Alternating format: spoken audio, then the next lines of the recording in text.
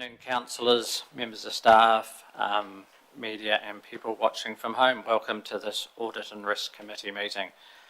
Call for apologies, we have none. Extraordinary business. Declarations of interest. Confirmation of the minutes on page 3. 4.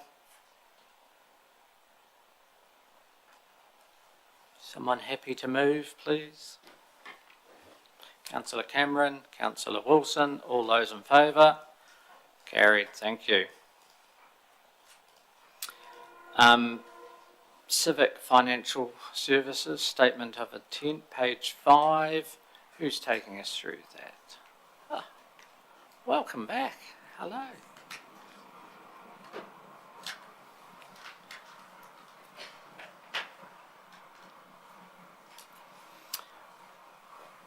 So I'll hand over to you, Erin, and you can take us through.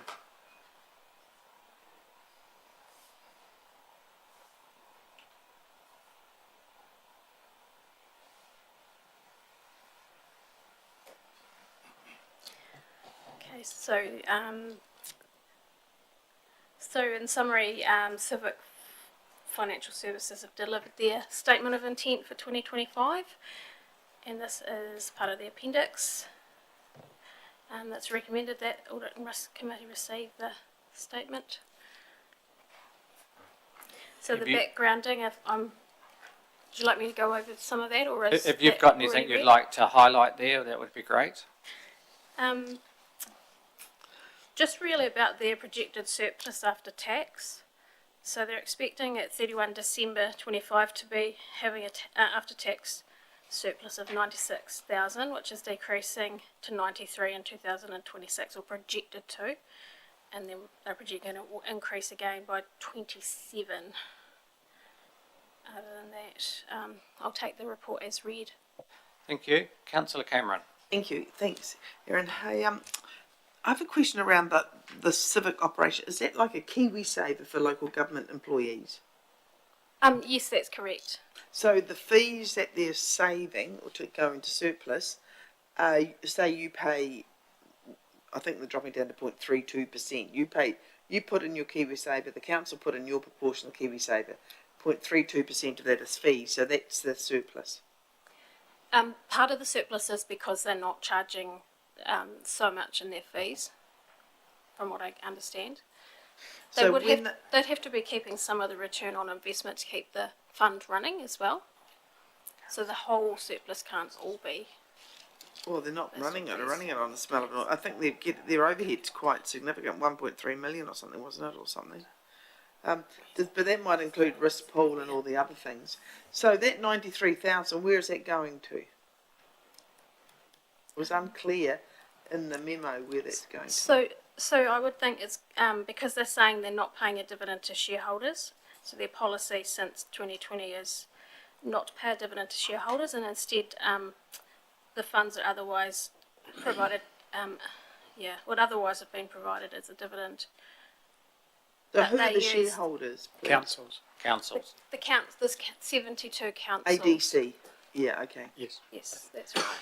The way I read it was that dividend was going to be used to pay fees, so those who were members of the, like KiwiSaver, actually didn't meet those costs. They were using it from that dividend. That 93,000. Yes. They were going to reduce the fees from 0.33 down to 0.32, which I thought was pretty negligible. But that would account for that 93,000, does it? Through you, Mr. Chairman. So Civil Financial Services is a company. Yes. They provide various products. One of which is superannuation for those who choose to use it for council employees, and their ethos, if you like, is to have as low an administration fee as possible. So the benefit is to the people that they want to on their scheme, i.e. the employees, and they set that administration fee at a level where they essentially break even. So they're not trying to maximise return to the shareholder, as a different company might do. They're trying to provide really cost-effective services to their customers. Yes, I understand that too. Can I ask one more question, please, Russell? Certainly. So I get the gist with this just talk about 93,000. That then is covering the overhead from all their other operations. It's essentially their Well, income. it goes towards It's it. their income, yes. Yeah, yeah. I wondered about the transparency of that, I suppose. Councillor McMillan. Thank you. Through the chair, just a very minor question. So on, we've got with the shareholders, there's 73 shareholders, 72 are local authorities and Trustpower. Does Trustpower still exist as a company, or they were bought by Manawa, who I think they've been bought by someone else? I was just wondering if that's correct information at this present time. It would have been at a time that the shareholding and perhaps the shareholders register still reflects the name Trustpower when perhaps that needs altering over time. Yeah. Any further questions, councillors? If not, there's a motion there. Councillor McMillan moving. I'll move we Thank receive you. it. Councillor Braham second. No further discussion. I'll put the motion. All those in favour? Carried. Thank you. Page 15, risk pool update.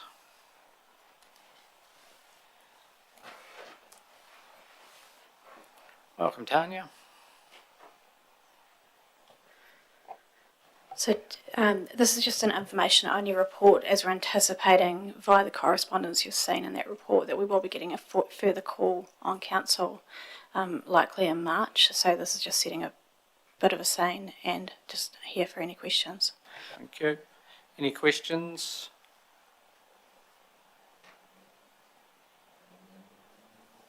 No. Okay, there is also a recommendation there on page 15. Someone happy to move? Councillor Cameron. Councillor McMillan. Any further discussion? Put the motion. All those in favour? Great. Carried. Thank you. Okay. EA Network Centre, page 23. Welcome, Richard.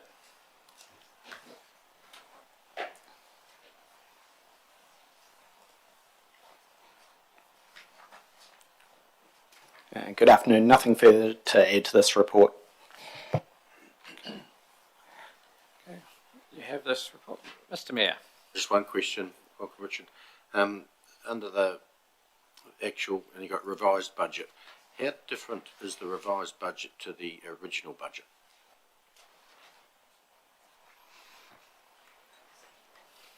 Through the chair, I think the terminology has just changed if there was any carry forwards, and I believe there were some in maintenance lines. So that's when the carry forwards got approved. The revised budget is used. Thank you. And through Mr Chairman, there's no other activity that causes us to change a budget. So the revised budget is always just the original budget plus the approved carryovers by council. Councillor Cameron. This is period ending 31st of December. So can I just talk to you, Richard, about what I understand? So there's $1 million in fees, 1,050,000 in, is that correct? If I look under operating income, fees. Year-to-date actual for fees is 682,726, the way I interpret it. So go to the left with your eyes, under facility-wide, actual year-to-date, what's that talk about? Facility-wide is an area where, and someone better at finance can explain this to me, but it's where income or expenditure that isn't attributed to one of the particular activities goes, and then it gets broken out throughout the rest of the report. So we've got retail, stadium, pool, gym, learn to swim, satellite assets. What other areas are there that you earn money from? I would have to go away and see where those transactions come from. We don't expect to see much in the way of income flowing through facility-wide, but from time to time we do have expenditure flows through facility-wide where something can't be attributed to a particular activity. Is that $1 million or is that $1,000? $1,000. There's $1,000. Oh, $1,000. Okay. Yeah. Councillor McMillan. Thank you. Just a question. Are you operating normal hours, as in hours sort of previous to COVID now? Through the chair, yes, we are not back to normal pre-COVID hours, but we are to the hours that council approved through the LTP. So we extended by 1 hour in the pool area in the evenings, Monday, Tuesday, Saturday, Sunday, but we're not back to pre-COVID full noise hours. So do we revise that then in the annual plan time or budget? How will that work? Through the chair, I would imagine that would be at council's will to revise that at any point. We brought that topic through the LTP, and that's where we extended those hours. But of course, any extension of hours has a very strong link to budget as well. Yep. Thank you. Councillor Cameron. Is that last hour seen as a good move by your customers? Through the chair, yes, our customers are very happy with that last it's hour, quite particularly those who are working and previously might have been absolutely scrambling to get to the thing they were trying to do, now have that extra bit of That's time quite during busy. the day. Like it's worthwhile. Just if you eyeball it, it's worthwhile being open. That's correct. Oh, good. Councillor Hooper. Thank you. Richard, the line, the retail signs sales, actual year-to-date 42,552. What makes up those retail sales, mate? Through the chair, our retail sales are made up of a combination of swimwear, aquatic accessories, disc golf equipment goes through there, things like hooded towels. We have a few wellness accessories, some stuff related to sports. There's a whole raft of stuff that we do that goes into that space. No further questions, councillors? If not, someone happy to move that we receive the report, please? Councillor Brahm. Seconded by myself. No further discussion. All those in favour, please say aye. Carried, thank you. Page 25, the Bancourt Treasury Report. Welcome back again, Erin.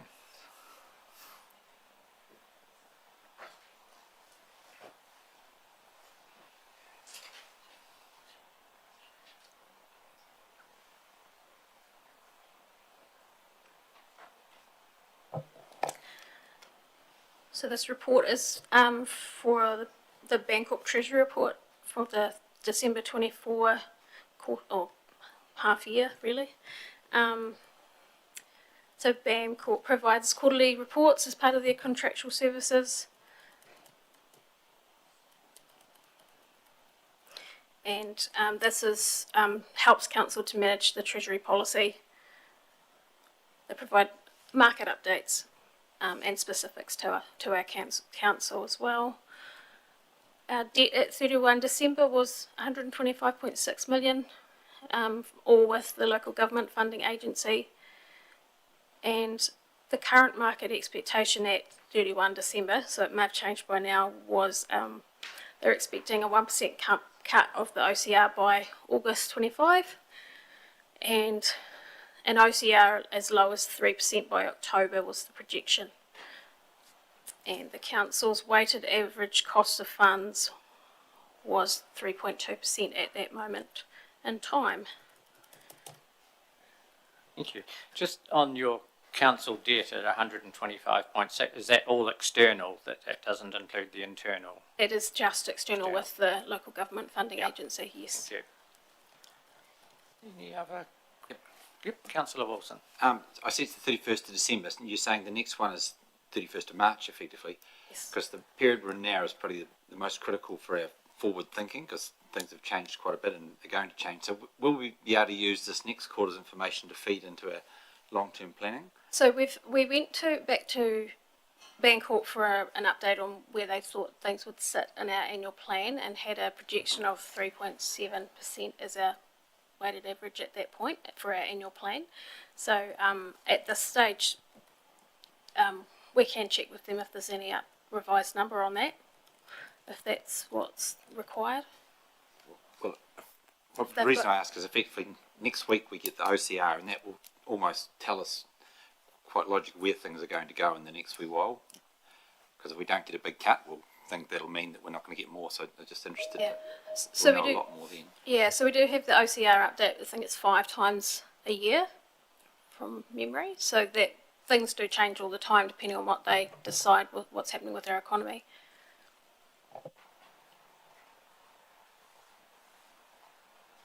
Any further questions? Do you want to make? Just one comment, perhaps, if I can, Mr. Chairman. I mean, council has to make a call on their budget around the cost of debt at a point where we can accommodate that expectation into the overall budget.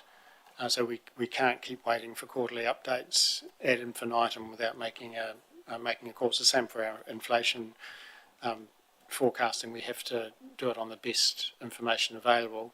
The 3.7 was Bancorp's advice to us, the effective cost of debt at 1 July. And you can see from this report that at 31 December, the cost of debt is 3.92. So it's starting to get quite close to that 3.7, which starts to give you real confidence that your budgeting prediction of 3.7 is going to be hopefully pretty close.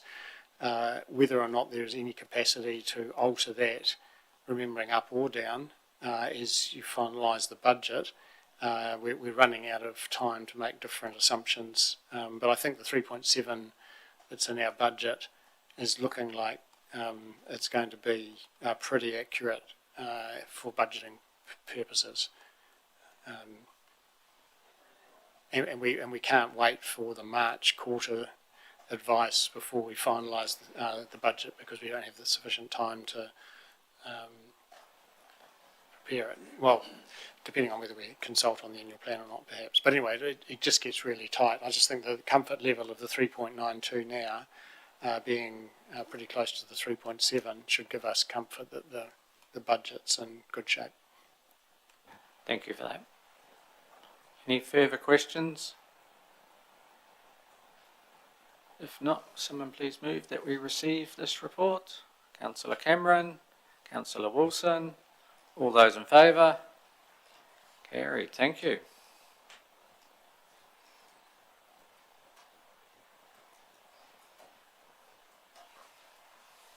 And management of accounts receivable. Erin and Loretta.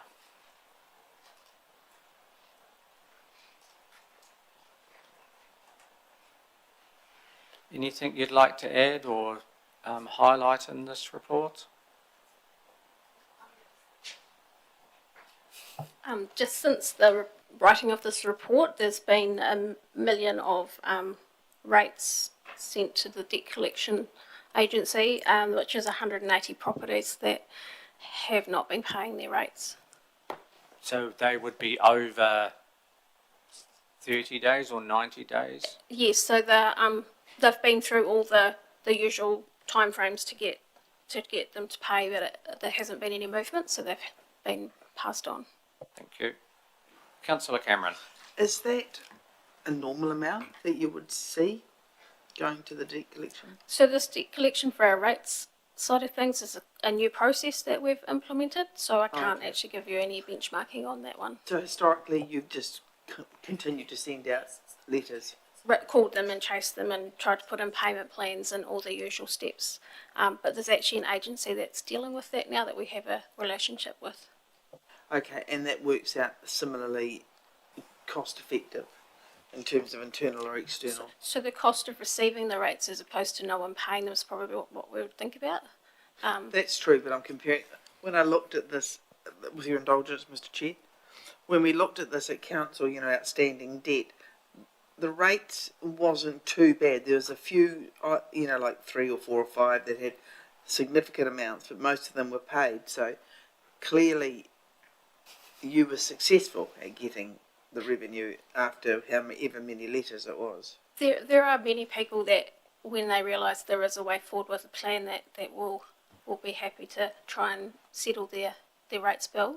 But then there's always going to be a few that it needs to go a wee bit further to be getting that revenue in. So the debt collection agency, they presumably charge for their services, they charge the rate payer, so you'd get the full rate component of that? There is a percentage added on to the debt that's what covers their services. Yes, So and if then, I owed you $1,000, the debt collection agency would charge 1,000 plus X. You would still get the $1,000. with a small fee to them for taking over the debt as well. But part of that 1,000 would also include penalty interest. Yes, so the whole Yes, the whole yeah. lot that's owing on that property would be sent, because those items, once they get to the penalty stage and the non-payment, they become a greater number. And Mike, one more question. Will you report on this regularly going forward now at Audit and Risk? Now that this is in place, it will become part of the report going forward, but this is the first lot to go at this it would be stage. interesting to get some data on that, so that's great. Thank you. Councillor Todd. Thank you. The rental debt, is that Glasgow lease rental, is it? Third one down, 118,000 in the 3 months of notice. Does that relate to Glasgow lease? Could be rentals? commercial properties or residential rentals. I can just find that out for you. Okay.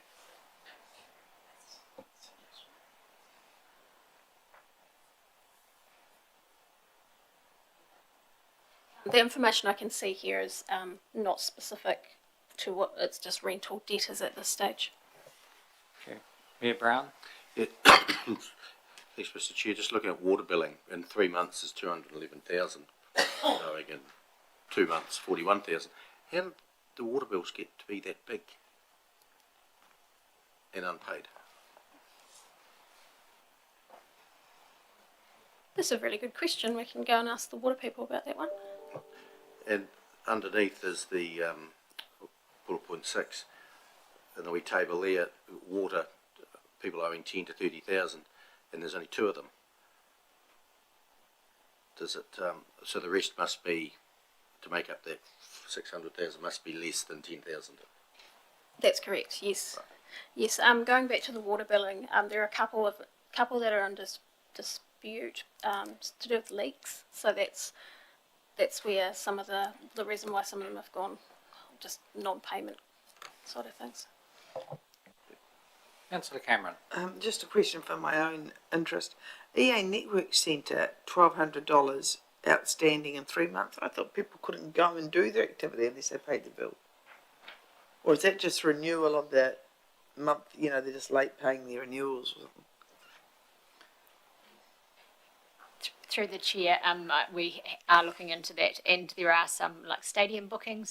Some like there's, I think there's right, I believe there's a school, and there's like just other people that Okay. haven't quite hit the payment terms yet, but they're getting followed up. Okay, thanks, Sarah. I was thinking, when I go, I've got to swipe my card, and I haven't paid the bill, they won't let me in. Cool. No further questions? Once again, is someone happy to move that we receive the report? Councillor Wilson, Councillor McMillan, all those in favour? Carried, thank you. Just before we leave the meeting, I'd like to welcome Helen to her first Audit and Risk meeting on her 3rd day here, sitting, so she's come up to the hot seat. So welcome, and may you enjoy your time here with us. Thank you. And hopefully it's a long time, so yeah, thank you. Right, someone happy to move we go into committee, please. Councillor Cameron, Councillor Mayor Brown, thank you. All those in favour? Carried, thank you.